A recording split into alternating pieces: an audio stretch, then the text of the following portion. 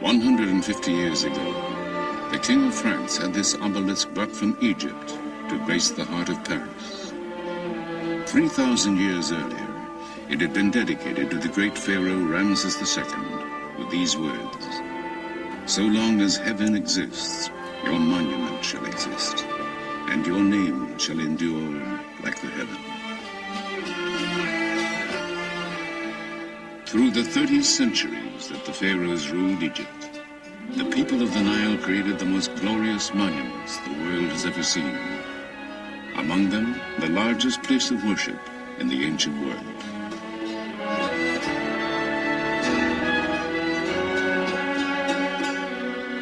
These miracles in stone were tributes to their gods and kings.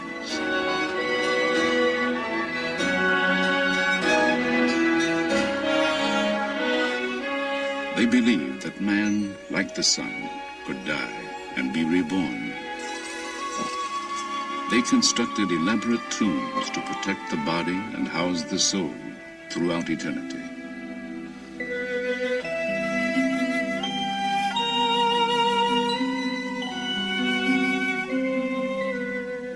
They created guides to the underworld, books of the dead to ensure immortality.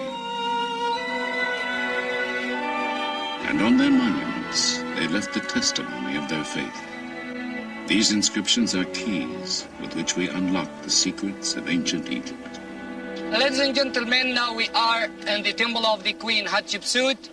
And as they have since the days of Herodotus, Antony, and Cleopatra, thousands journey here to see these wonders.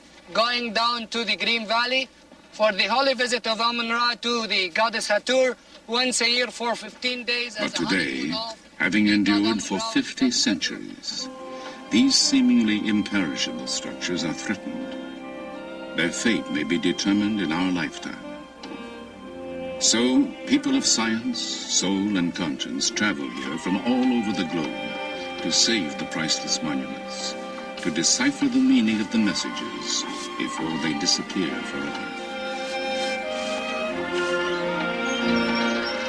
This is the story of the land of Egypt and the quest for eternity.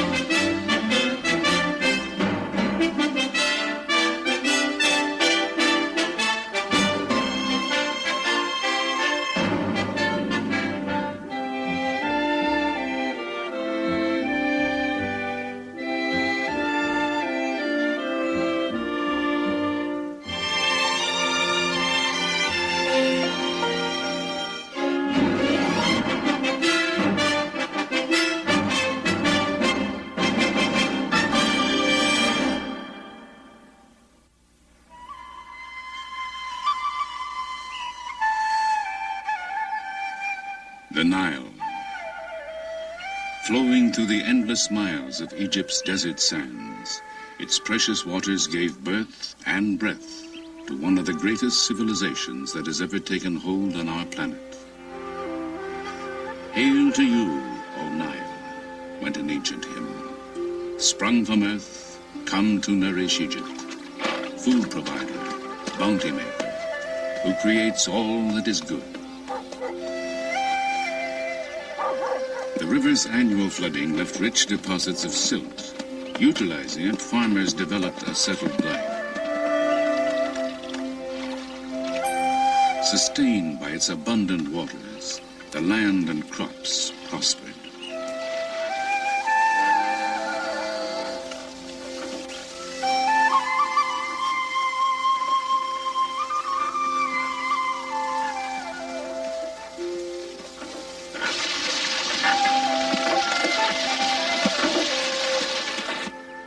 Even mud from the Nile's banks provided the people with material for everything from clay pots to the bricks with which they built their homes.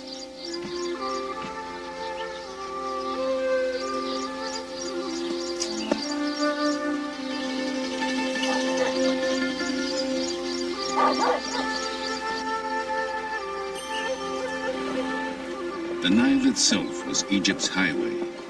Boats sailed northward with with the currents and south with the prevailing winds.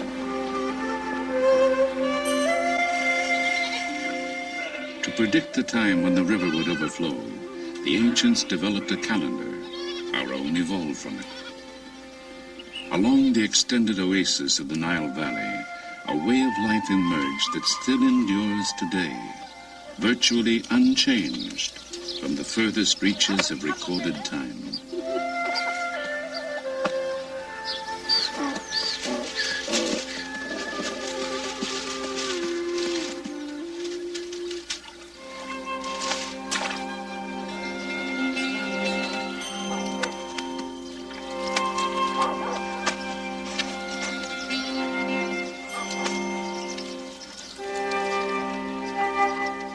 And in the time of the Nile's annual flooding, when the farmers could not till their fields, they built the pyramids, tombs for their pharaohs.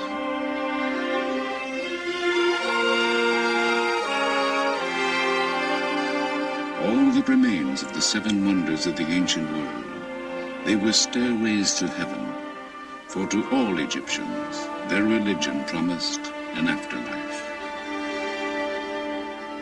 The largest monument ever constructed, the Great Pyramid, contains more than 2 million immense limestone blocks, each weighing over 2 tons.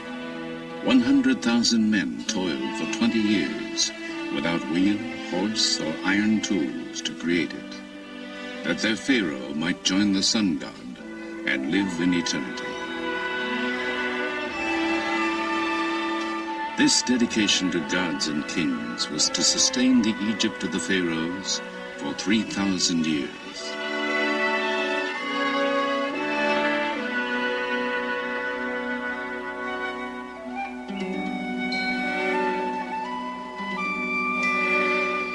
From the beginning, the Nile was the soul of the land.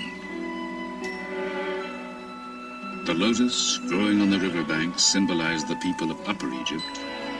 The papyrus, shimmering in the marshes of the delta, was the symbol of Lower Egypt. Immortalized on this tablet of slate, a king known as Narmer wears the high domed crown of Upper Egypt on one side, the low, curled crown of Lower Egypt on the other. It commemorates his unification of the two lands to create the nation of Egypt in 3100 BC. From that time, Egyptian kings would wear both crowns as rulers of the two kingdoms of Upper and Lower Egypt. The two lands have remained linked from Narmer's time to the present. Isolated from its neighbors, protected by mountains, desert, and sea, the Nile Valley was an ideal crucible in which a civilization could begin. Traces of those beginnings can be found in the city of Meccan. The site, still populated today, holds evidence of habitation stretching back 6,000 years.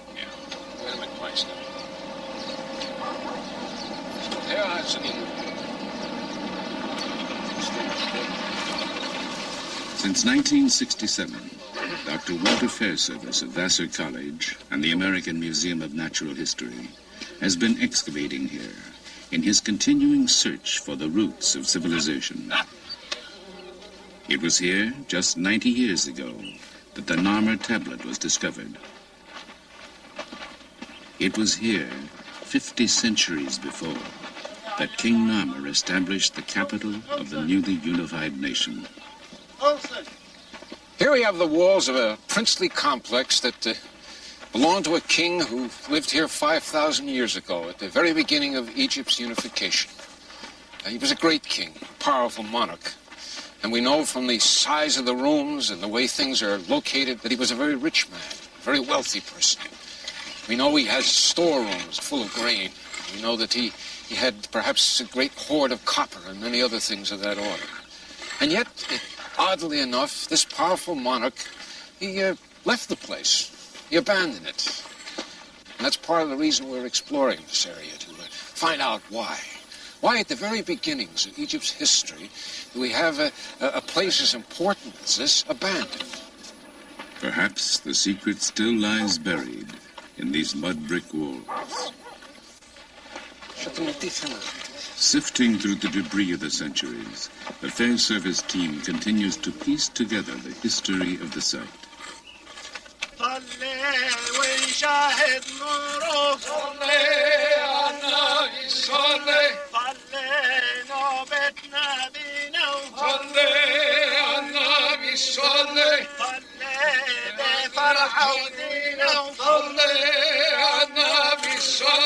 Many threads bind Egyptian prehistory and history, but none is stronger than the belief in immortality. But this one is interesting because equipped with objects necessary for the afterlife, these bodies were buried before the first pharaoh built his palace here. Right here, if I can pull this up just a little bit, hairpins found at the roof of the skull. Made of some quill-like, or ivory, I guess. Perhaps ivory. Perhaps ivory, yeah. Put that back there. In this capital, religion, tradition, and political power fused. Foundations were laid on which the longest lasting of all ancient civilizations would rise.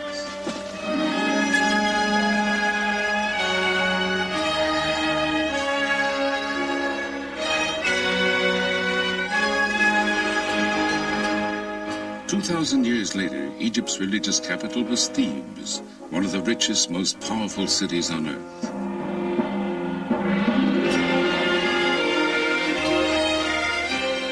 At its heart was the temple of Amun at Karnak, the largest place of worship in the ancient world. As dynasty followed dynasty, the great complex was enlarged and embellished by a succession of pharaohs. Tutankhamun, whose fabulous tomb treasures dazzled the world. A female pharaoh, Hatshepsut, called the first great woman in history. The heretic Akhenaten, first believer in one god. And Ramses II, the greatest builder of all time.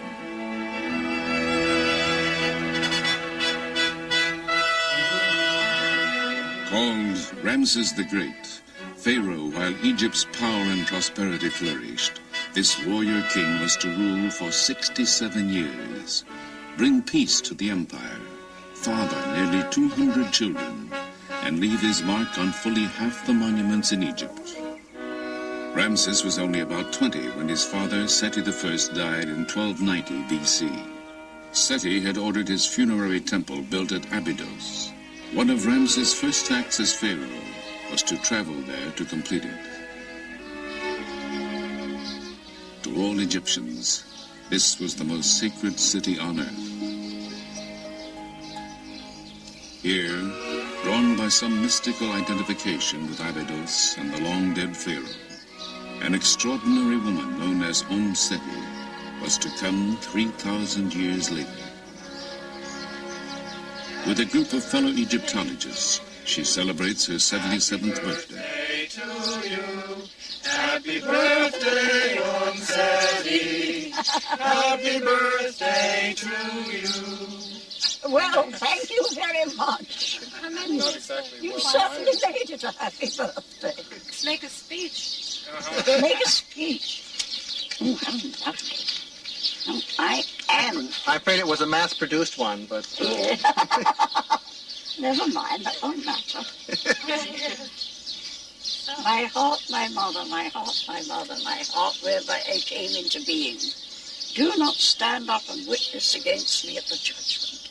I think that's the text it should be. You got it. Oh, thank you very much. To Seti at her 77th, on her way to 110. Thank you. Let us drink to our dear old friend Ramses II. Born Dorothy Eady in England, she says something called her here from the time she was a child. She came here 50 years ago, married an Egyptian, and had a son whom she named Seti. From then on, she was known as Seti, which means Mother at Seti. She has devoted the last 30 years of her life to the study of Seti I's temple and become an expert on him and Ramses II. Ramses tells that he came to Abydos alone, you see, in the first year of his reign after his father was dead. And he found that the decoration of this temple was incomplete. In the inscription he says that I ordered the work of my father to be completed, and all the works which my father had started and were still incomplete, I had them finished. And then he goes on as if he's speaking to the soul of his father, you see, and telling him that all that Seti had wanted to do and died before completing, and all his plans and ambitions, Ramses would complete it. And he said, so long as I am ruling, it will be as though you are still on the throne. He was a nice fellow, and he was a very good son. When Seti came here for the Egyptian Department of Antiquities, the temple was in ruins. Its reconstruction became her passion. They confronted me with a pile of fragments of inscribed stone. There were over 2,000. Some were very small, some were very big. My job was to copy the inscriptions on them, catalogue them, and where possible, fit them together.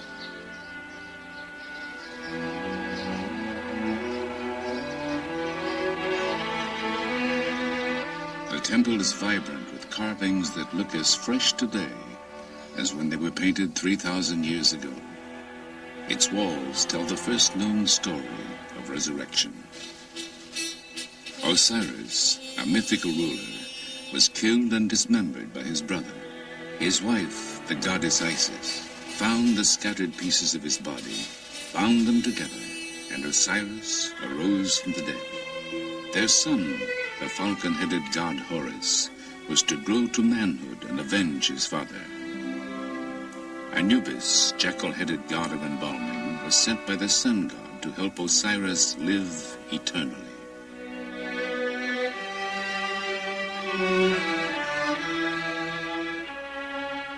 The Egyptians believed that because Osiris died and rose again, they too could achieve immortality.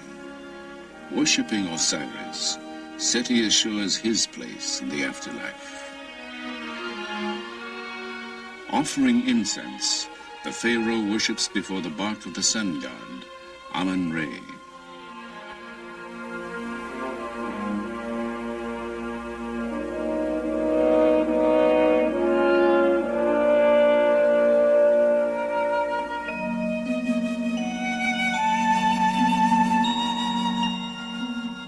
Just as Seti offers bread, ducks, figs, and a pomegranate to Isis, Seti follows the ancient beliefs.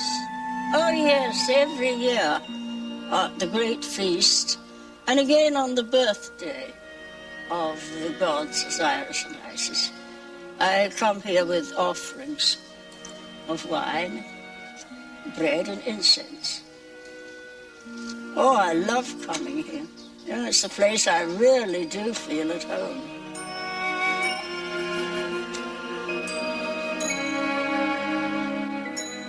Three days after this filming was completed, Seti died. She was buried in Abydos, Egyptian city of resurrection.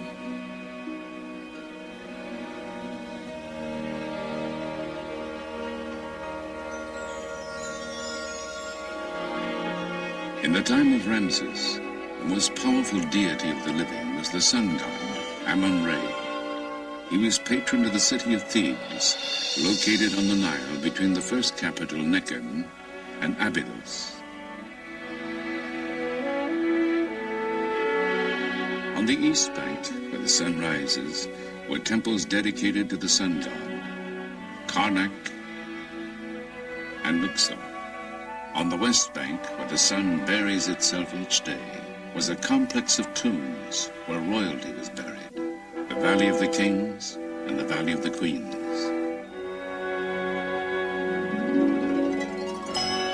The Greek poet Homer was to immortalize Thebes as the city of 100 gates, where 400 heroes with their horses and chariots pass through each of these great gates.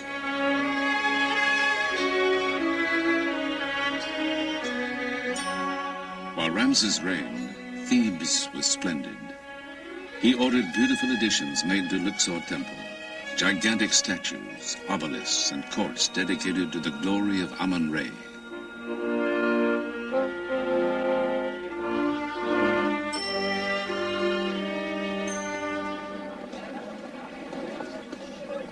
But having endured 3,000 years, these monuments face destruction in our time from the effects of increased agriculture, industrialization, changing weather conditions, due in part to the Aswan High Dam, and even the tourists themselves.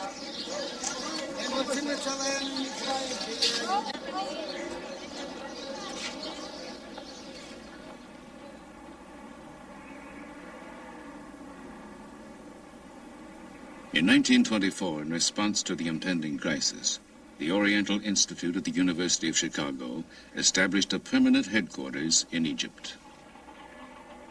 Called Chicago House, it was founded by Dr. James Henry Breasted, father of American Egyptology, who envisioned making a record of all the endangered monuments of ancient Egypt.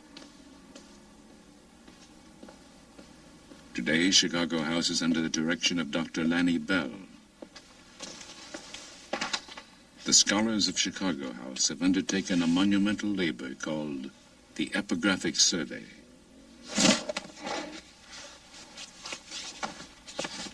Over the past 50 years, the Oriental Institute has published an epic series of volumes containing the results of the survey.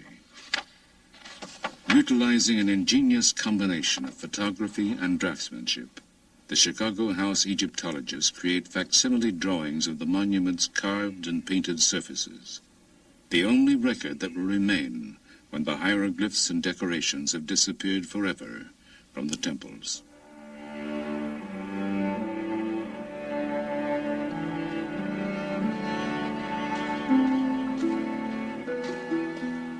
As Pharaoh succeeded Pharaoh, it was common practice for them to alter temples, taking credit for the work of their predecessors. By interpreting successive decorations, the Chicago House team is decoding the history of Luxor Temple. صباح الخير. صباح الخير بخير. ازيكم؟ دكتور. كويسين؟ الحمد لله. سلامات. As the glory of pharaonic Egypt faded, people built houses inside the temple. Their debris buried much of it for 2,000 years. When excavation started 100 years ago, the stone walls were suddenly exposed to the air. Since then, salts leaching out of the stone combine with moisture in the air, creating crystals that slough off, taking the images with them. The salt on the walls makes our work urgent. The reliefs are being dissolved so that within a period of 200 years, the temple will still stand, but all of the decorated surface will have flaked off. When they are gone, we want there to be a record as accurate as humanly possible of the decoration so that scholars will be able to consult our drawings and be sure that the reliability is such that any questions they have about the decoration will be answered in our volumes.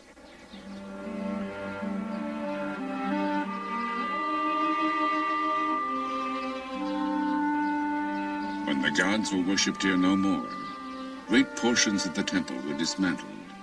Large blocks were broken into smaller pieces for reuse as building material. Thousands of them have been collected over a 30-year period. Chicago House is conducting a systematic search of the fragments to reconstruct a section called the Lost Colonnade.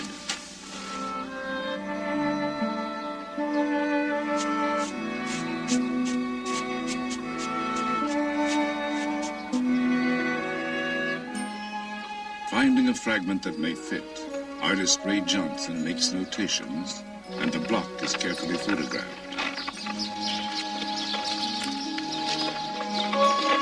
Can you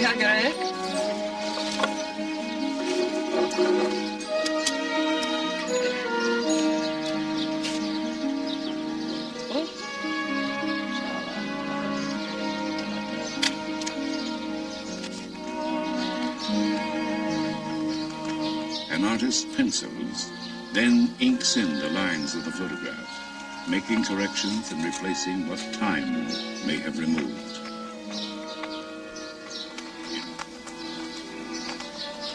Then the artist fits the photograph into his rendering of the wall. Only the areas within the inked lines have actually been found. But from the salvaged fragments, it is sometimes possible to reconstruct the entire design created by the original artist 3,000 years ago.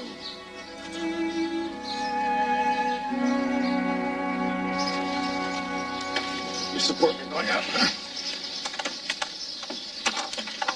On those exciting and rare occasions, when a fragment that fits onto a standing wall is found, it is replaced. More to the left. Toward me? To the left. So, piece by piece, the ancient temple of Amun-Re rises again.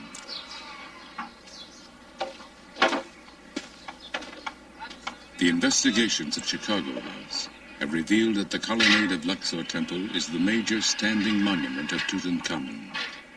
To completely evaluate its architectural history, the inscriptions at the top of the structure must be photographed.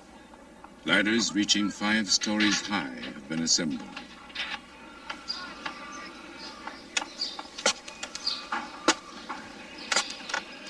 This is the first time in 50 years that anyone has attempted the ascent.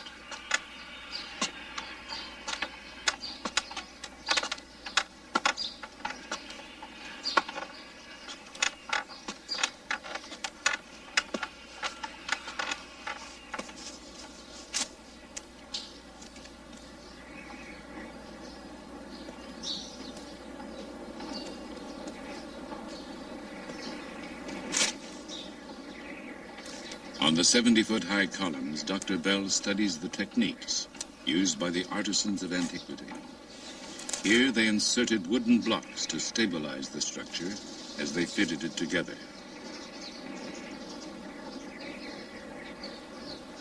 A roof once covered the colonnade, but it fell or was removed sometime before 1600 AD. Fragments of it found on the temple floor have been identified.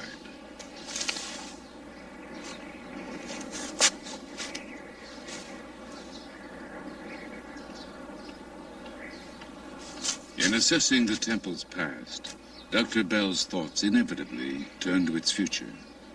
Paradoxically, the vibrations caused by the endless footsteps of the tourists who visit each year, even the carbon dioxide they exhale, are eroding the irreplaceable treasures they come to enjoy.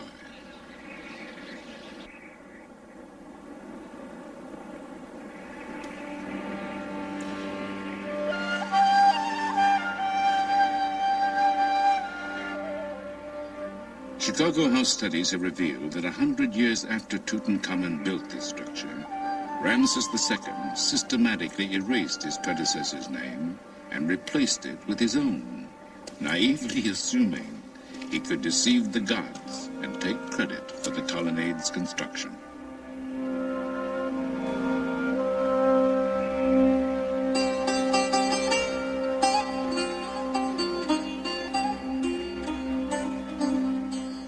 Ramses also added to the majesty of Luxor Temple. He built a massive entrance, the horizon from which the sun god goes forth. From reliefs we can reconstruct a dazzling annual festival, the Feast of Opet.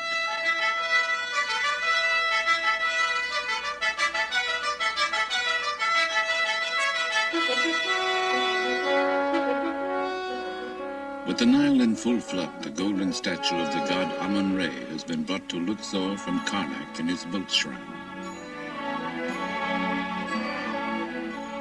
Within the temple's innermost sanctuary, Ramses offers incense, flowers, and food to the linen-shrouded god.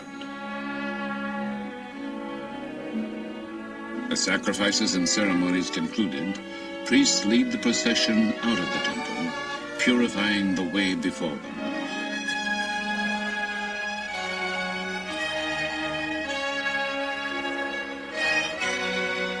Thousands of citizens crowd the waterfront to see musicians, Nubian dancers, soldiers, and priestesses accompany the procession along the Nile.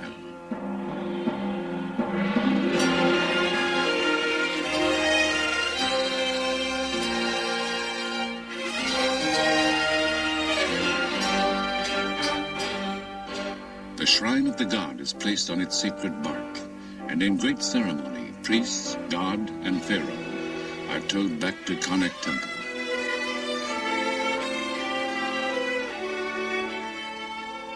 Ramses' favorite queen, Nefertari, and the royal princesses greet the procession as it arrives. Concluding nearly a month of worship and revelry, the royal couple enters the great temple of Amun at Karnak.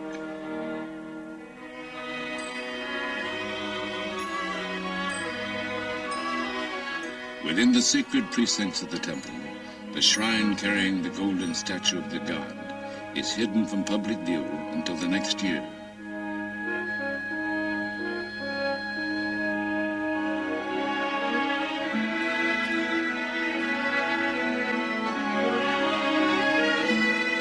Symbolically renewed and reborn, the divine King Ramses advances toward the innermost reaches of the temple, where no common mortals are allowed to venture.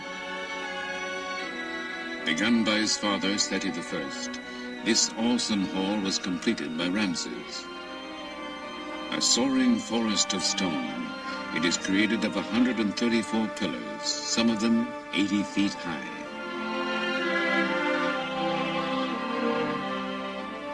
Ceilings and columns are ornamented with Ramses cartouches, magical ropes that surround the king's name to protect him from evil. In the hieroglyphs of his name is the message, "It is Re, the sun god, who bore him." From the sun god, the pharaohs drew their right to rule, their divinity, their legitimacy, and crowns. So they constructed this mighty city of God. 100 pharaohs enlarged and embellished it over a period of 2,000 years, a creation that did not cease until the Christian era, that has resumed as modern archaeologists restore this timeless testimony of faith.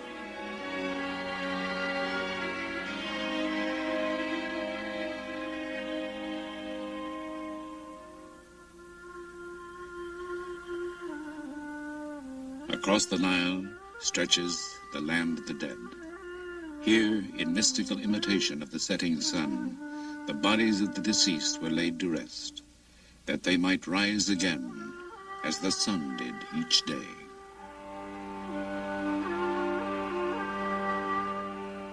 Cut into the heart of the mountain, the Theban necropolis is a vast labyrinth of tombs.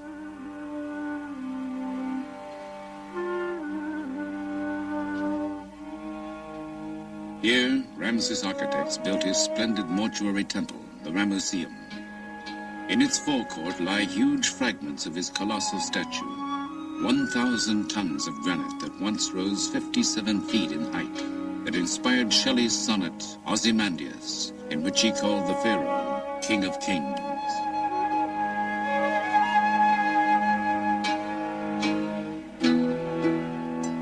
When Ramses died in 1224 BC, the Ramesseum was magnificent. Here, the magic of his name and images would keep him alive forever. This was but a stopping point for the dead king and his funeral procession, the sacred place where offerings would be made to him from this day throughout all time.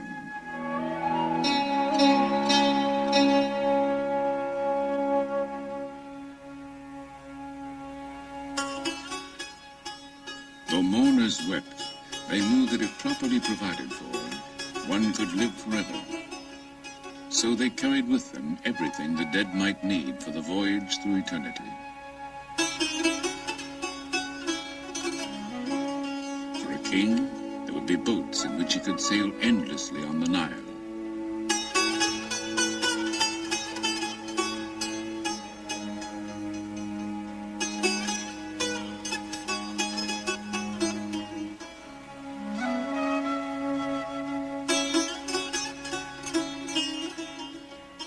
And a throne from which he could continue to reign.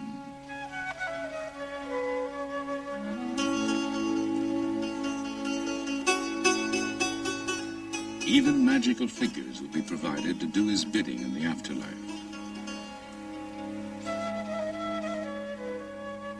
In their tomb paintings, the people of the Nile depicted the hereafter as a pleasant extension of their earthly lives, a place where they could amuse themselves hunting ducks, where rich crops would sustain them.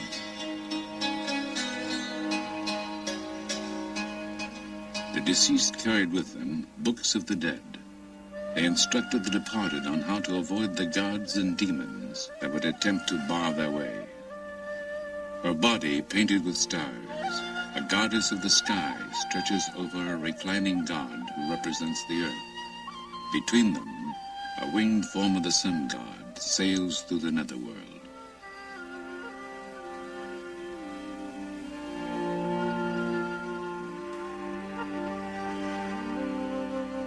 The divine ibis-headed scribe Thoth makes notes as the deeds of the deceased are weighed on the scale of justice.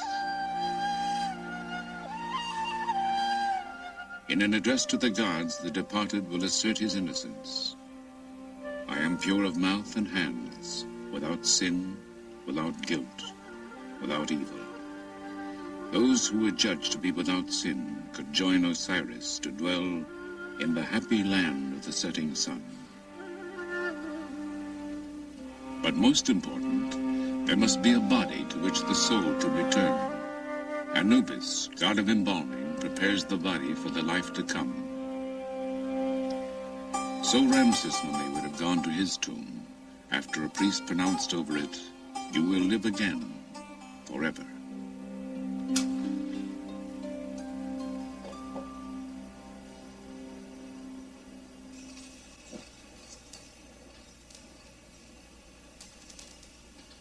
The tomb of Ramses II. In a state of dangerous disrepair, its access is forbidden to almost everyone. But a team headed by Dr. Kent Weeks of the University of California at Berkeley has recently mapped it. In the dynasty following Ramses, the royal tombs were systematically plundered.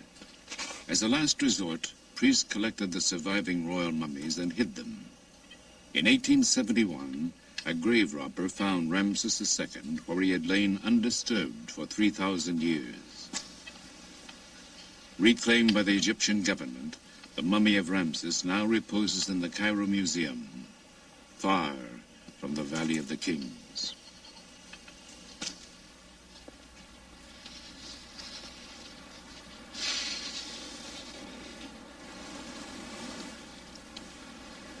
This is the West Valley. It's part of the ancient necropolis of Thebes, about 9 square miles of some of the most important archaeological monuments anywhere in the world.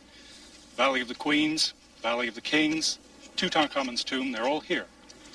But in spite of several centuries of interest in this area, there still does not exist a detailed archaeological map of what it contains. That's the purpose of the Berkeley Theban Mapping Project, to make as detailed an archaeological map as modern technology will permit. It's an important project. It's going to make it possible for us to study the history of the necropolis, but even more important, it's going to help us to preserve it and protect it. Surveying techniques are used to measure topographical features.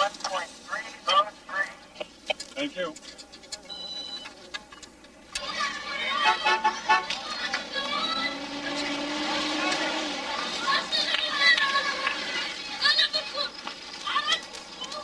At headquarters in a village below the necropolis, the team reviews its findings.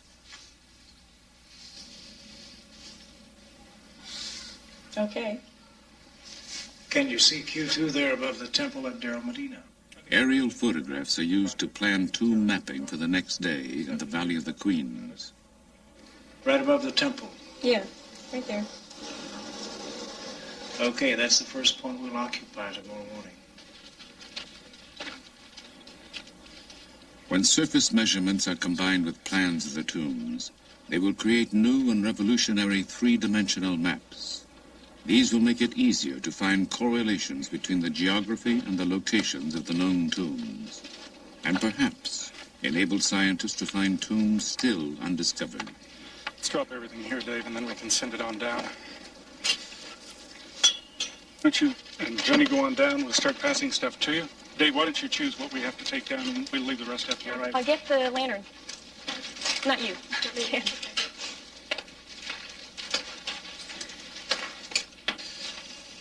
Let's finish that rear chamber today if we can, Dave. I think we can, fellas. 13 minutes to be back. Looks like a steep set of stairs. Yeah, watch your step, It people. is, everybody. I got it. Okay. Get up, William.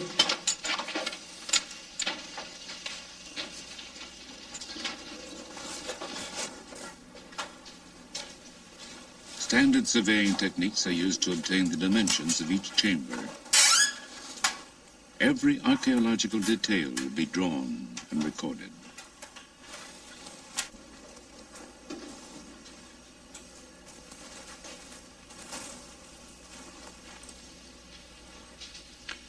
I think that's about it, Kat. Did you get those problems in the back chamber? It was customary to place the tombs of royal children in the Valley of the Queens.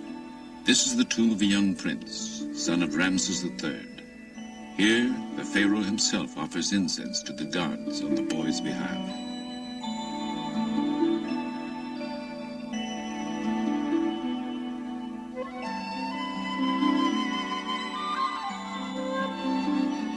In these touching scenes, the pharaoh leads his 9-year-old son into the presence of the divinities of the underworld. Carrying the feather of truth, the boy obediently follows his father.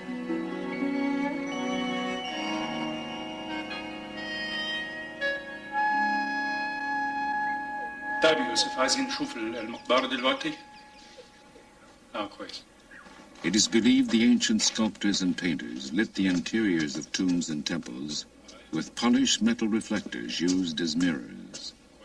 And these scenes were filmed under the same conditions.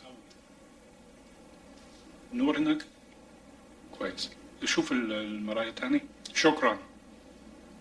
شكرا جدا.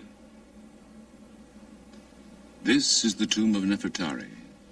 Though Ramses had at least 4 royal wives, she remained his favorite. Due to humidity caused by increased irrigation in nearby farmland, the exquisite murals of her tomb are flaking off.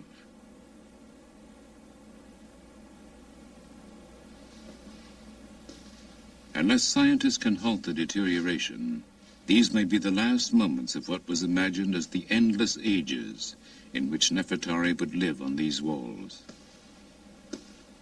This was the woman with whom Ramses believed he would go through eternity, to whom these words were written.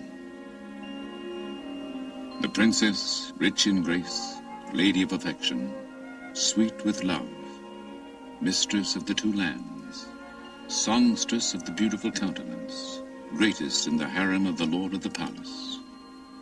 All that you say will be done for you. Everything beautiful according to your wish. All your words bring contentment to the face, wherefore men love to hear your voice. These tributes speak to us of love and hope, a people and a civilization that soared brilliantly and then was eclipsed.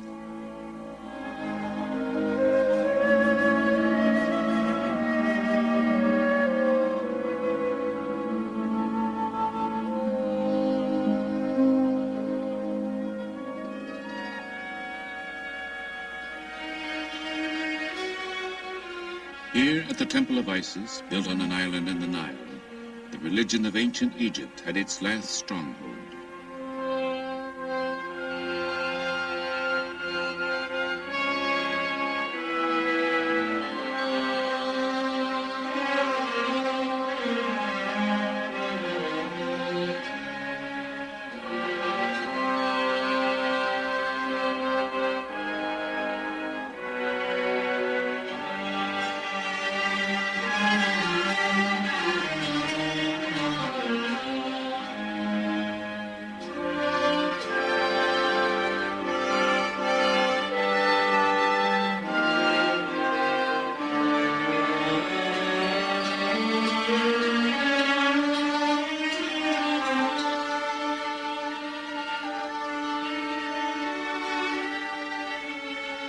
After 332 BC, the Greek Ptolemies would reign as the last dynasty of pharaohs.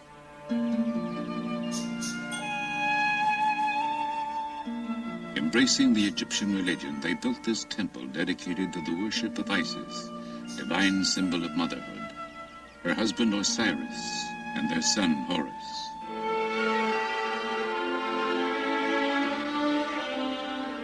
Their stories are told and retold on the temple walls. But the story of another holy family was to sweep over Egypt. The carvings, now considered pagan, were chiseled away. Christianity became the state religion, and in the 6th century, this temple became a Christian church.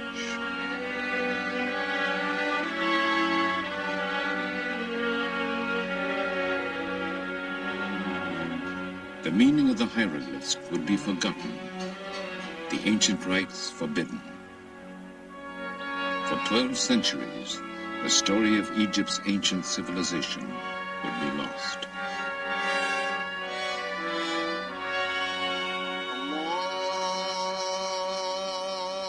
In 640, Islam and the teachings of Muhammad swept over the country. A succession of foreigners was to rule until 1952, when revolution restored full independence to Egypt after 2,000 years.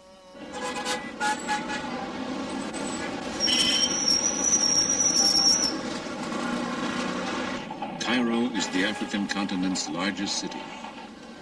Vexed by 20th century problems of explosive growth, pollution, economic and political difficulties, Cairo, like Egypt itself, survives through the resilience, humor, and vigor of its people.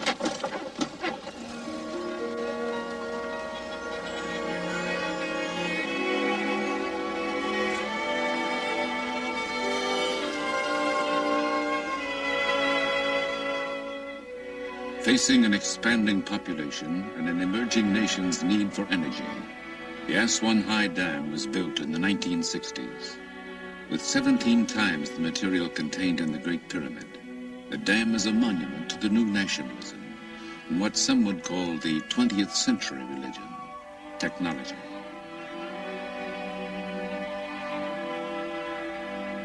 Behind the dam, Nubia was flooded. Much of this ancient land disappeared beneath the rising waters of the Nile. And at Abu Simbel, a magnificent temple hewn from a sandstone monolith, the newly forming lake licked at the feet of these colossal images of Ramses II. A concerned world realized that the temple would soon be engulfed. How could it, and the temple of Nefertari, which flanked it, be saved?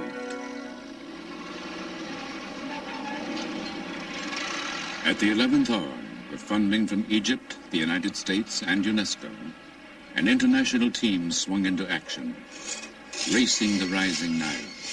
Slab by slab, in cuts no more than 1/4 of an inch thick, the temple was dismantled.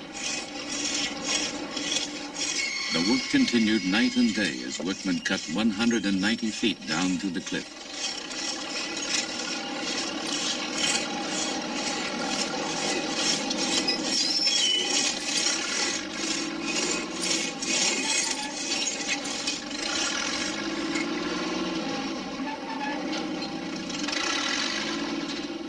Coded for storage, the sections made a giant jigsaw puzzle.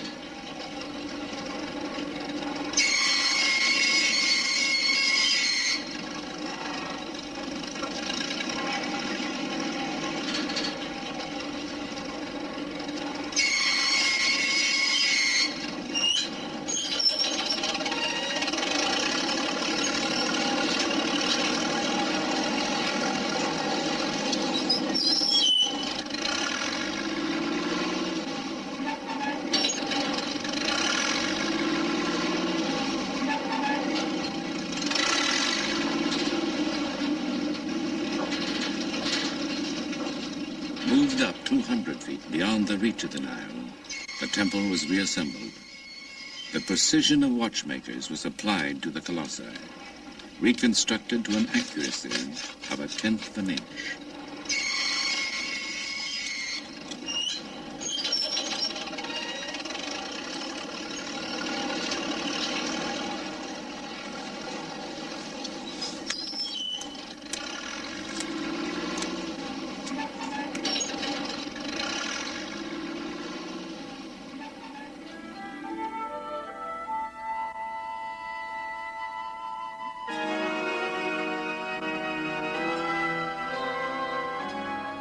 Ramses' temple was designed by ancient priest astronomers so that the sun would penetrate deep within to bless a figure of the pharaoh on the jubilee that celebrated 30 years of his reign.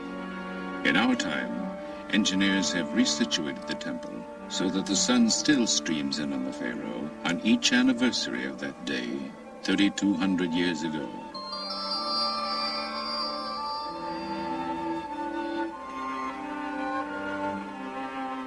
Gilding the statue of the king seated among the gods, the sun god Re bathes the figures in sacred light.